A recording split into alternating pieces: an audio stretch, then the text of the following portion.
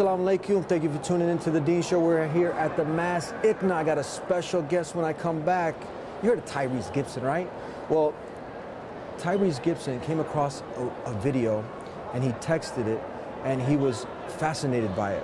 Now, the person who made this video that Tyrese Gibson, after his good friend Paul Walker died, is here with us here on the Dean Show.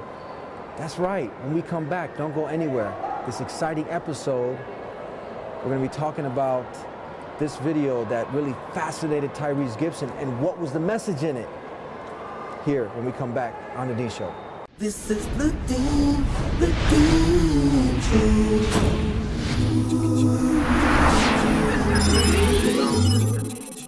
This is the Dean Show. This is the Dean Show. This is the Dean Show. This is the Dean Show. This is the Dean Show. This is the Dean Show. This is the Dean Show. This is the Dean Show. This is the Dean Show. Assalamu alaikum, peace be with you. Alaikum salam. Kemal Saleh. How you going? How you doing? All the way from Australia? Very good to be here. How are the brothers in Australia? Very good, alhamdulillah. They send you this salam. Assalamu alaikum to them too. Assalamu alaikum to everybody in Australia. Got a really great community there. Definitely. Alhamdulillah. You're doing some wonderful work. Jazakallah khairah. May Allah reward you, the Creator rewards you. You got a text message. Somebody texted this video you did. It was called, what was it called? Meaning of life. The Meaning of Life. Some people are seeing, you know, some of the video here. These guys are like hitting a guitar, and the other guys like got on some the drums. And what's this all about? Well, basically, it's a video to make people think, make people ponder over their meaning of life. You know, many people are lost in this delusion of this world, whether it's the fast cars, the women, the drugs, the alcohol, the music, the movies, the entertainment. We're all just in this illusion of this world. So it's made to make people get out of this illusion and start thinking about what is your meaning in life. So that's the basics of this video. Now, what happened with Tyrese Gibson? You know, his friend, you know, that's the ultimate reality, death. Yes. And, yes. you know, people, again, with the whole you only live once, Paul Walker, famous, Fast and Furious, you know, at the prime of his life. Yes. He got in a car accident. And then Tyrese Gibson, I guess now that's his best friend. Sad incident happens, but he came across your video. Were you shocked, surprised? At first I was shocked, but then I was happy.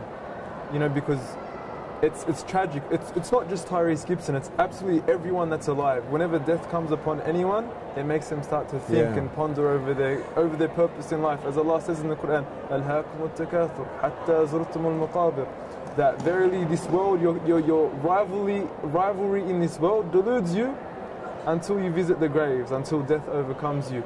Then it makes you think, what am I doing here? Where am I going? And you start to think about your purpose in life. So it's a sad reality that affects every single one of us. Until death hits us, we start to think about these things. And it's good that this is the way Allah brings us back to Him. That's very, you know, true. Many people, they don't reflect about this ultimate reality. You know, just chasing the material world. Everyone falls into this. And Tyrese Gibson, we sent out a special shout out to him, you know, trying to give him, you know, some advice. Also, a lot of these celebrities, when a tragedy happens, and it happened to, you know, someone who was taken away that was close to him, he said that, look, what was the exact tweet now that he said about your video? I'm not sure. I think he said, this gave me life. This gave me life. Like understanding your purpose with everyone. Yeah. This is a message from Allah. You know, it's not from me. I'm nothing special. But when you talk about what Allah has sent, that hits the hearts. That is what penetrates the hearts. That's the interesting thing. At that moment of vulnerability, a person sees that, you know what, I'm going to be in the grave tomorrow also. Doesn't matter how much money you have, and they see like he did, that message in the video. It just makes sense. You know, Islam makes sense. It's not something rational, it's very rational. Very rational belief. You don't need to take a leap of faith to believe that a creator is in control of this universe. You need to take a leap of faith to believe that everything came from nothing. That requires a leap of faith. But to believe that, you know, a creator created you in an impeccable form, with amazing eyes that are better than any camera you can ever get. Like, I'm into my videography, and I can guarantee you this, that nothing compares to the human eye. So it's rational to believe that it's an intelligent design. This is a rational belief, so we've got to get people to start thinking with their minds. But now, what do you have to say? Some people, you know, they're drawn to Islam. They have an affinity to Islam because it just goes with the innate nature. The fitrah. It wakes up the fitrah. But now, you know what? When they start to share, maybe with their friends, it's not the most in thing, the most popular thing. Yeah, what do you got to say about that? Unfortunately, the shaitan, he does a beautiful job of distracting us and beautifying everything around us. You know, it's even the most lowly of things, he'll make it look so beautiful. I don't know how the shaitan does it, but he'll distract you with the most, you know, fragile of things to keep you away from pondering over your purpose in life. So we've got to start penetrating the hearts. We've got to start penetrating the minds, bringing people out of this delusion of this world to start thinking about their purpose. We're going to talk about some more of this when we come back here on the Dean Show. Don't go anywhere. What are we doing here? And where are we going to go? It's like we just woke up one morning and then it's welcome to the show. Don't ask any questions, just go with the flow. Make as much money as you can and try your best not to get broke. Copy everything you see on the TV, from the hairstyles to the clothes, and don't think too often, just do exactly as you're told. And if you ever get confused, then just turn towards the alcohol. You still hear your thoughts? Then just turn up the radio as you learn to live a lifestyle of drugs, sex, and rock and roll. But in all honesty, I just need to know, is there more to the cycle than growing and getting old? Living and dying just to leave behind a happy home and a whole lot of property that somebody else is going to own. I just really need to know before the casket's closed, 'cause I'm not willing to gamble with my soul, nor am I ready to take any chances. These are just simple life questions and I'm just searching for some answers. Like, what are we doing here? And what is our purpose? How did we get here, and who made us so perfect? And what happens once we go, or is this world all really worth it? Please subscribe to The Dean Show. Follow us on our official Facebook and Twitter pages in the links below. Please also help support The Dean Show by making a donation in the link below. Back here on the Dean Show, Tyrese Gibson. Look, if you're tuning in, we got the brother who made the video that penetrated the heart of Tyrese Gibson and so many millions of people out there. I mean, they got to benefit from that. Now, the thing is that, again, going back to the, you know, we're not trying to, many people are trying to win a popularity contest with their friends, you know, you know, competing with the different actors, the celebrities that are out there trying to win this Emmy and that Emmy. But now, many people forget about impressing the one who created us. Right? So now, let's say a person, again, Tyrese Gibson specifically, let's say he saw this, it's made by a Muslim. The message is clear. But again, now maybe he goes to, you know, Reverend Run, his friend, or some others, and they start sharing this, and they start saying, you know, Muslims are terrorists. You know what I mean? They start to, you know, it's not the cool thing. You might lose some of those friends, right? What do you say? How do you look past that? Get past that, the strength to accept this truth. First and foremost, I'd like to thank Tyrese Gibson because he's done a big job in dispelling many misconceptions that are out there. So I really thank him for that, and we acknowledge that. He's done very, absolutely, something very good that we can benefit from. However, you're right. Sometimes dawah, it isn't the cool thing. In some instances, it is cool to be the Muslim kid.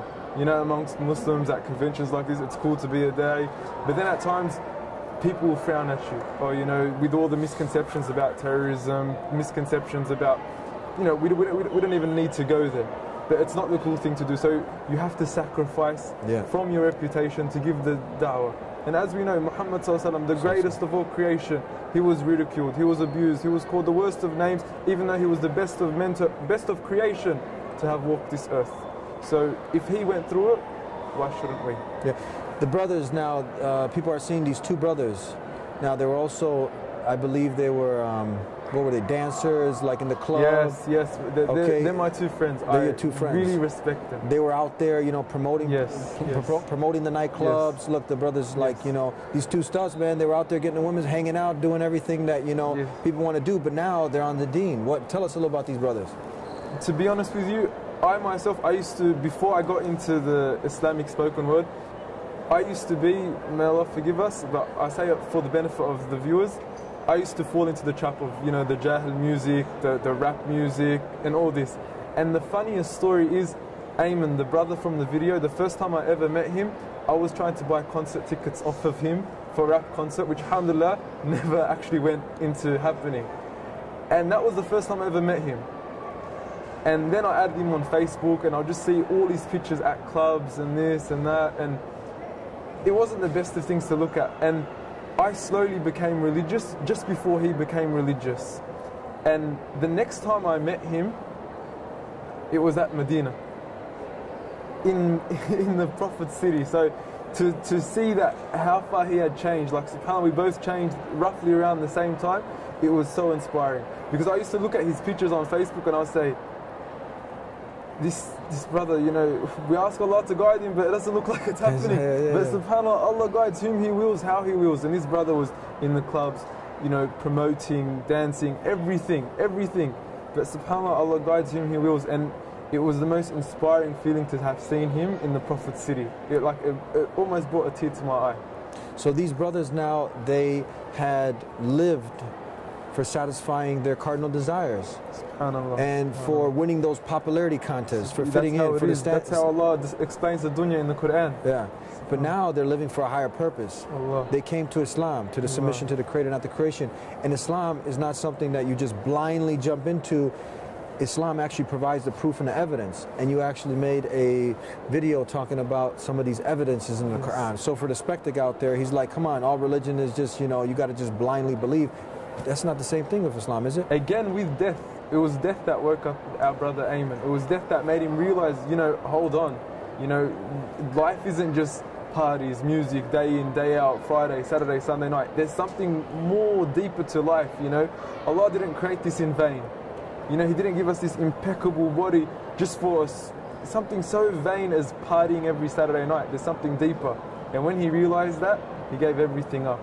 And I think one beautiful thing about this story in particular is our Prophet Muhammad sallallahu alayhi wa sallam said, "Khayrukum fil jahiliyyah, khayrukum fil deen." The best of you in ignorance are the best of you when you come to the religion. And it's funny because they used to promote clubs and dances and music festivals, but now they're promoting Islam.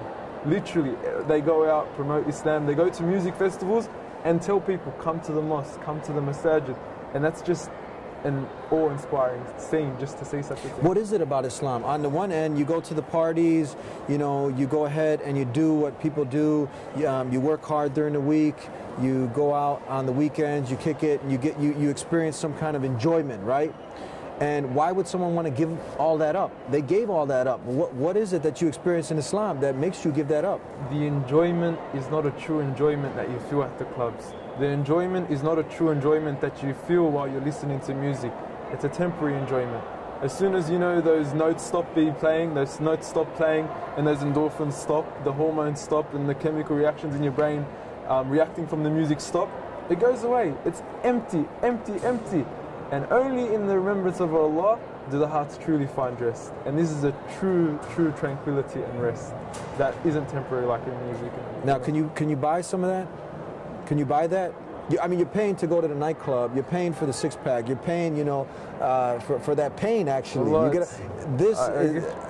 it's for free, but it's the most valuable thing on the face of this planet. Yeah. That one of the scholars says, he says that if the disbelievers knew what the happiness that we feel, they would want to steal it from us with their swords. And that's the happiness we feel. It's tranquility, and it's a real, permanent, eternal tranquility.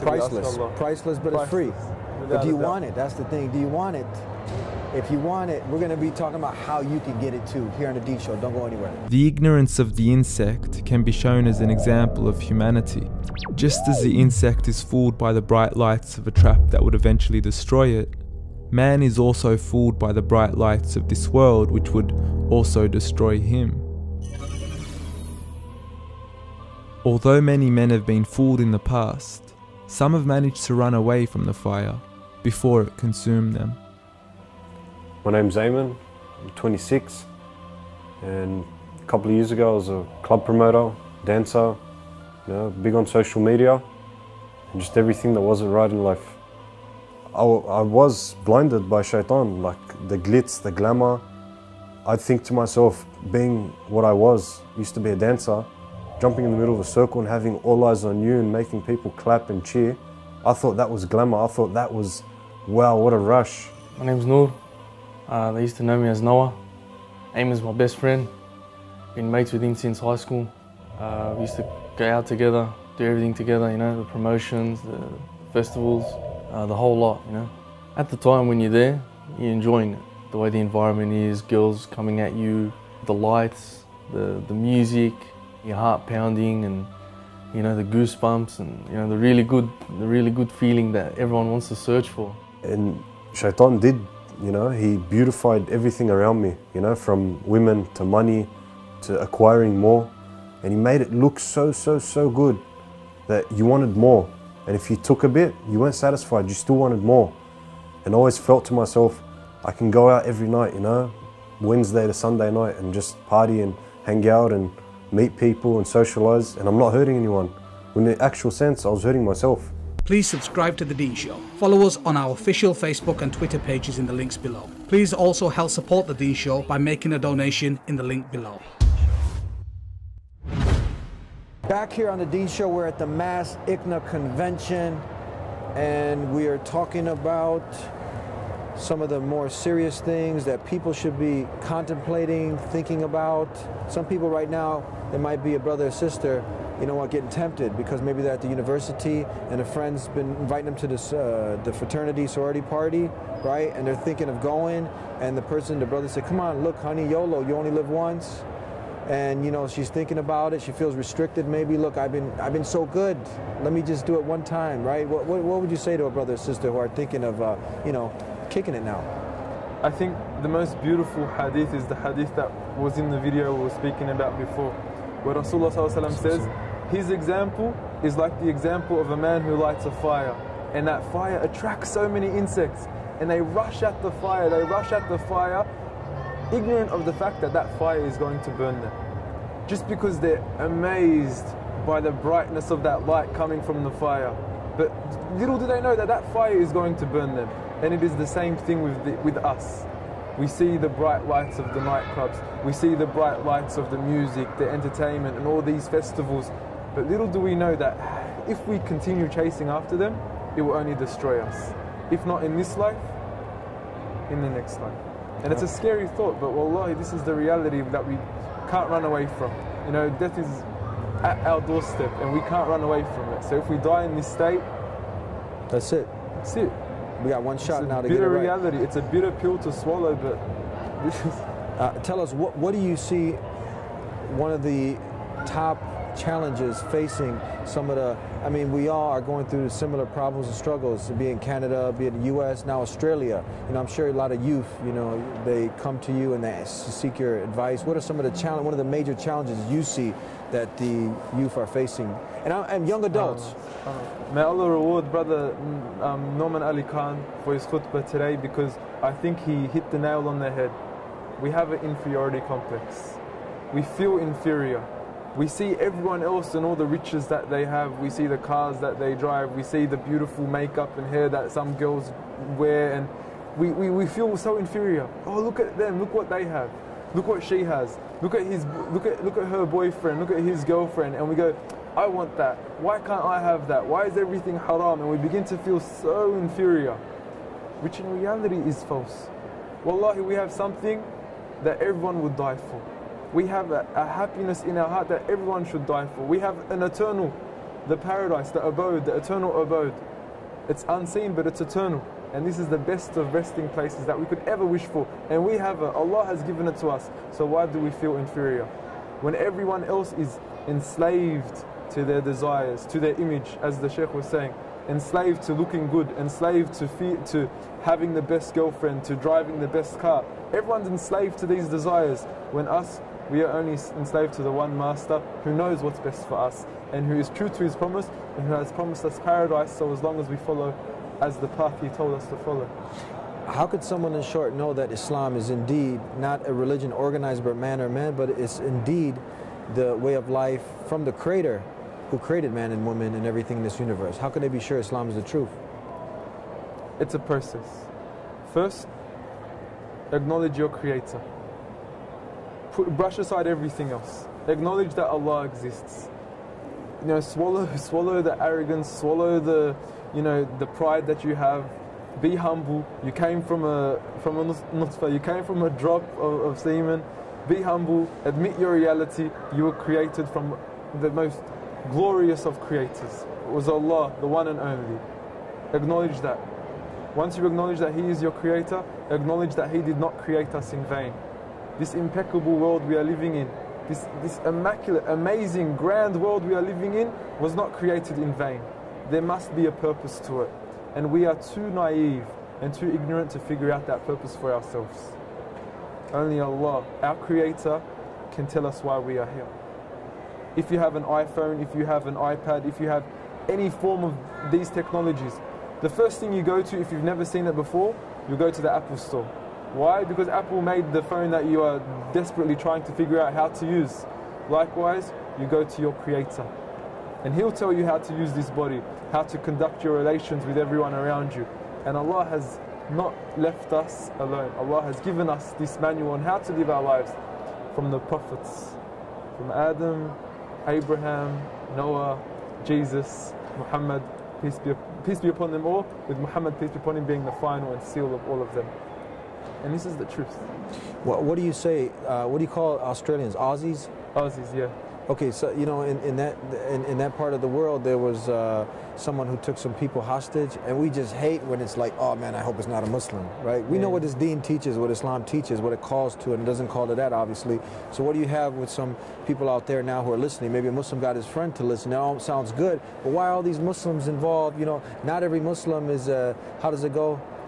I don't even want to repeat that. I know where you're going. What do you got to say? Look, Alhamdulillah.